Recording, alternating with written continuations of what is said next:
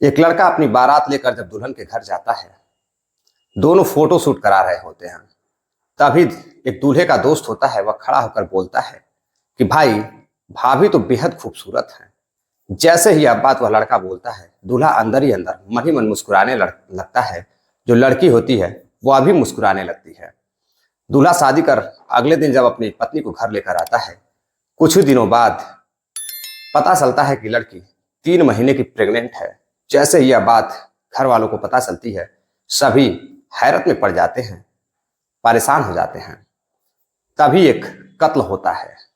जब पुलिस उस कत्ल का खुलासा करती है, उस सच का पता करती है, तो जो सच सामने निकल कर आता है, वाकई में वह बेहद खौफनाक होता है। जो भी इस घटना को सुनता हैरान रह जाता, परेशान रह जाता। नमस्कार, प्रणाम, मैं विशु राय। आप देख रहे हैं विशु वारदात तक। आते हैं आज की कहानी पर। आज की कहानी है उत्तर प्रदेश के एक जिला लगता है पीलीभीत। पीलीभीत जिले के अंतर्गत एक सदर कोतवाली है। सदर कोतवाली के अंतर्गत एक गांव लगता है देशनगर। देशनगर में एक परिवार रहता है। परिवार में 5 सदस्य हैं, माता पिता और 2 लड़की और एक भाई है।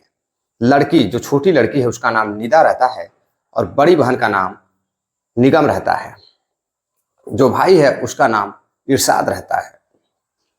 लड़की निदा बेहद ही खूबसूरत रहती है, पढ़ने में भी काफी ठीक ठाक रहती है, पढ़ाई लिखाई उसकी अच्छी चल रही होती है।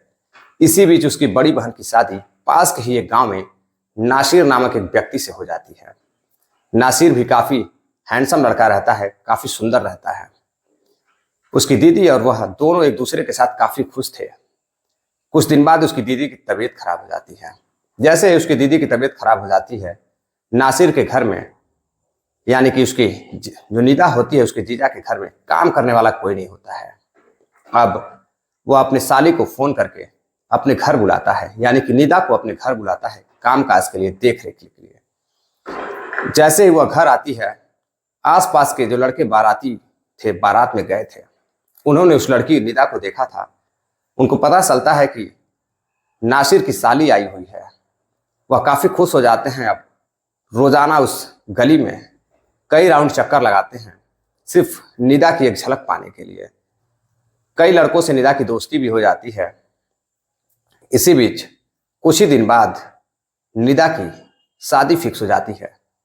निदा की जो शादी फिक्स होती है, वह चंदोई गांव में एक शहीद नामक व्यक्ति से होती है। सईद अहमद काफी अच्छा लड़का रहता है, उसका परिवार भी काफी अच्छा रहता है। दोनों एक दूसरे को पसंद करते हैं और दोनों का निकाह होता है। जैसे ही निकाह करके शहीद अपने पत्नी को अपने घर ले जाता है, कुछ दिनों तक तो दोनों काफी खुश रहते हैं, काफी दोनों में प्यार रहता है। लेकिन एक दिन जो निदा होती है, उसके पेट में दर्द शुरू हो जाता है। 23 से 24 दिन के बाद जो निदा की शादी हुई रहती है, वह 23 जुलाई को हुई रहती है, यानी कि उसका निकाह 23 जुलाई 2023 को हुआ रहता है। उससे ठीक 23 से 24 दिन बाद उसके पेट में दर्द शुरू हो जाता है। अब जब पति को पता चलता है कि उसकी पत्नी के पेट में दर्द हो रहा है और वह दर्द से काफी परेशान है, अब वो अपनी पत्नी को लेकर पास के ही एक हॉस्पिटल में जाता है। जब हॉस्पिटल में उसका चेकअप होता है, डॉक्टर इलाज करता है, तो पता चलता है कि जो निदा है वह 3 महीने की प्रेग्नेंट है।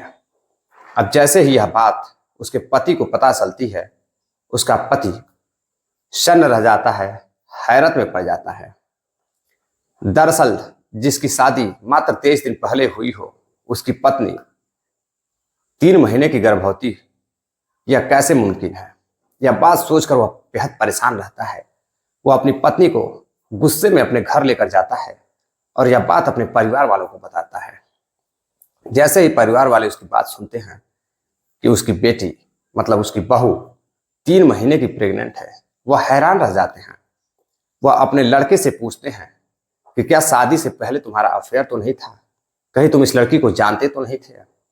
लड़का बार बार कहता, नहीं, मैं इस लड़की को नहीं जानता हूं, मात्र शादी से 1 महीने पहले से ही मैं इसको जानता हूं, मेरी इससे बात होती थी। अब परिवार बेहद परेशान था, हैरान था कि आखिर यह बच्चा किसका है। सब लोग जानने के इच्छुक थे कि जो लड़की के पेट में 3 महीने का बच्चा है, वह है किसका। पति गुस्से में था, वह उस लड़की को तलाक देना चाहता था। अब लड़की अपना मुंह खोलने को तैयार नहीं थी। अब यह बात लड़के के घर वाले यानी कि सईद के घर वाले लड़की के माँ बाप और उसके भाई को बताते हैं। उसका भाई जैसे ही सुनता है इरशाद कि उसकी बहन 3 महीने की गर्भवती है, वह भी हैरान रह जाता है और अपने पिता के साथ उसके गांव जाता है, यानी कि अपनी बहन के ससुराल जाता है। वहां जाने के बाद दोनों पक्ष में बातचीत होती है। किसी तरह से भाई मैनेज करने की कोशिश करता है कि दोनों लोग मान जाएं, लेकिन परिवार और उसके पति एक ही बात पे अड़े थे कि यह बच्चा किसका है। पहले यह बताओ यह बच्चा है किसका। अब भाई जब अपनी बहन से पूछता है तो वह कुछ भी नहीं बताती है, वह मुंह खोलने को तैयार ही नहीं थी। अब ससुराल वाले एक पंचायत बुलाते हैं जिसमें कई वरिष्ठ लोग रहते हैं, उनके समाज के लोग रहते हैं। उस पंचायत में उसके जीजा को भी बुलाया जाता है। जीजा नासिर उसके उस पंचायत में आते हैं, सभी लोग आते हैं। पंचायत शुरू होती है। जैसे ही पंचायत शुरू होती है, पहला सवाल यही दागा जाता है कि बेटा यह तुम्हारे पेट में पल रहा बच्चा आखिर किसका है। मात्र 23 दिन पहले तुम्हारी शादी हुई है और 3 महीने का बच्चा, यह तो संभव नहीं हो सकता है। लड़की फिर भी नहीं कुछ बोलती है। कई सवाल दागने के बाद जब पिता बोलता है कि बेटा यह बच्चा किसका है तुम बता दो, अगर किसी और का है तो भी बताओ, तुम्हारी उससे शादी करा दी जाएगी। वैसे ही लड़की जब सच बताती है तो सच सुनकर ससुराल वाले, लड़की के माता पिता और वहां उपस्थित लोग हैरान रह जाते हैं। वह लड़की बताती है कि वह लड़का उसके जीजा नासिर का है। जैसे ही वह नासिर अपने जीजा का नाम लेती है, वैसे ही पूरा परिवार, आसपास के लोग, पंचायत में बैठे हुए लोग हैरान रह जाते हैं, सन्न रह जाते हैं। अब पंचायत उसके जीजा से पूछती है कि क्या तुम इस लड़की को अपने साथ रखने के लिए तैयार हो। जीजा फौरन ही तैयार हो जाता है और कहता है हाँ, मैं इसको अपने साथ रखने के लिए तैयार हूं। यह लड़का मेरा ही है, यह होने वाला बच्चा मेरा ही है। जो पहला पति होता है वो अपनी पत्नी को तलाक दे देता है और उसका जीजा नासिर अपनी साली को लेकर अपने घर आता है। जब घर आता है तो उसकी पत्नी भी घर मौजूद रहती है। जब वो अभी इस बात को सुनती है कि इसके पेट में, उसकी बहन के पेट में पल रहा बच्चा उसके पति का है, तो अभी हैरान रहती है, रोने लगती है, चीखने लगती है, अपने पति से झगड़े करने लगती है। लेकिन फिर भी किसी तरह से उसका पति मैनेज करता है, अपनी पत्नी को भी, अपने साली को भी, दोनों को अपने एक ही घर में कुछ दिनों तक रखता है। तभी अचानक एक दिन जब सभी लोग सुबह सोकर उठते हैं तो देखते हैं कि जो निदा है वह फांसी के फंदी पर लटकी हुई है। सभी लोग चीखने लगते हैं, चिल्लाने लगते हैं। उसकी बहन भी चीखने लगती है, चिल्लाने लगती है। आसपास के लोग इकट्ठा होते हैं और आते हैं। तभी पुलिस को फोन किया जाता है। पुलिस आती है, बॉडी को निदा के नीचे उतारती है। उतारने के बाद उसको पोस्टमार्टम के लिए भेज देती है और पुलिस उसके पति और उसके परिवार वालों से पूछताछ करती है तो पति बताता है कि यह किसी बात से नाराज होकर खुद ही आत्महत्या कर ली है। और इस बात की जानकारी जब यह आत्महत्या की उस समय किसी को नहीं हुई, क्योंकि सभी लोग छत पर सो रहे थे और यह अकेले उस रूम में सो रही थी। अब पुलिस उस केस को आत्महत्या समझकर पोस्टमार्टम के लिए भेज देती है। पोस्टमार्टम रिपोर्ट का इंतजार करती है और जैसे ही निदा के कत्ल की खबर उसके भाई इरशाद को लगती है, इरशाद फौरन ही पुलिस स्टेशन पहुंचता है और बताता है कि साहब, मुझे शक है कि मेरे जीजा ने ही निदा का कत्ल किया है। अब वह जो कहानी होती है पुलिस को पता नहीं रहती है, वह सारी कहानी बताता है कि मेरी बहन के पेट में 3 महीने का बच्चा था और मेरी बहन की शादी किसी और से हुई थी और वह बच्चा मेरे जीजा का था। पंचायत ने फैसला सुनाया और जीजा मेरी बहन को अपने घर लेकर आए और हो सकता है वह रखना नहीं चाहते थे, इस वजह से उन्होंने मेरी बहन का कत्ल किया होगा या फिर पूरे परिवार ने मिलकर मेरी बहन का कत्ल किया है। यह मामला पूरी तरह से हत्या का है। अब पुलिस परिवार वालों के कहने पर हत्या का मुकदमा दर्ज कर, केस दर्ज कर जांच आगे बढ़ाती है। देर थी तो सिर्फ पोस्टमार्टम रिपोर्ट की। पोस्टमार्टम रिपोर्ट आती है तो पता चलता है कि जो लड़की होती है वह फांसी के फंदे पर, यानी कि आत्महत्या, खुद गला दबने से उसकी मौत हुई थी। फांसी के फंदे से ही उसकी मौत हुई थी। रस्सियों से बुरी तरह से उसका गला दब गया था, जिससे उससे नाक और आंख में, कान में ब्लड आ गए थे, उसकी मृत्यु हो गई थी। भाई फिर भी मानने को तैयार नहीं था। वह कोर्ट में केस करता है।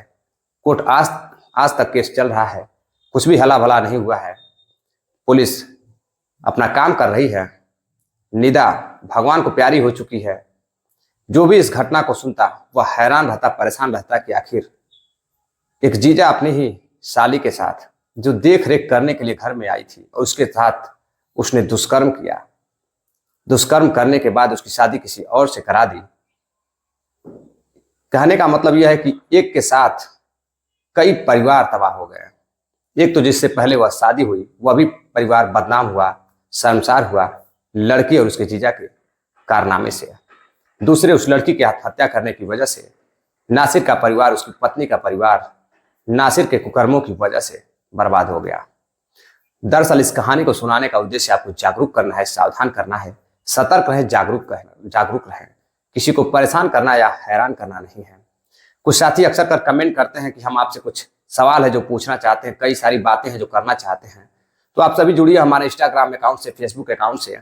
विशु वारदात तक जब भी आप इंस्टाग्राम पे सर्च करेंगे, मैं वहां अपनी प्रोफाइल के साथ उपस्थित रहूंगा।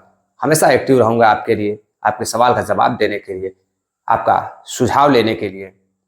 आज कुछ साथियों ने कमेंट किया है, जिनमें सोहन लाल जी हैं, रमेश लाल हैं, देवेंद्र सिंह बिष्ट हैं, हरिब्रह्म शंकर विश्वकर्मा जी हैं रायबरेली उत्तर प्रदेश से, मोहम्मद मेहताब भाई हैं भागलपुर से, नासिर पठान जी हैं महाराष्ट्र से। आप सभी का बहुत बहुत धन्यवाद जो आप इतना प्यार सपोर्ट देते हैं। वीडियो अगर पसंद आई हो तो आप सभी लोग चैनल को सब्सक्राइब करें, वीडियो को लाइक करें, वीडियो को अपने दोस्तों रिश्तेदारों में शेयर भी करें, ताकि ज्यादा से ज्यादा लोग हमारे इस छोटे से परिवार विशु वारदात तक से जुड़ सकें। मिलते हैं एक और नई कहानी के साथ, तब तक के लिए इजाजत दीजिए। जय हिंद, नमस्कार।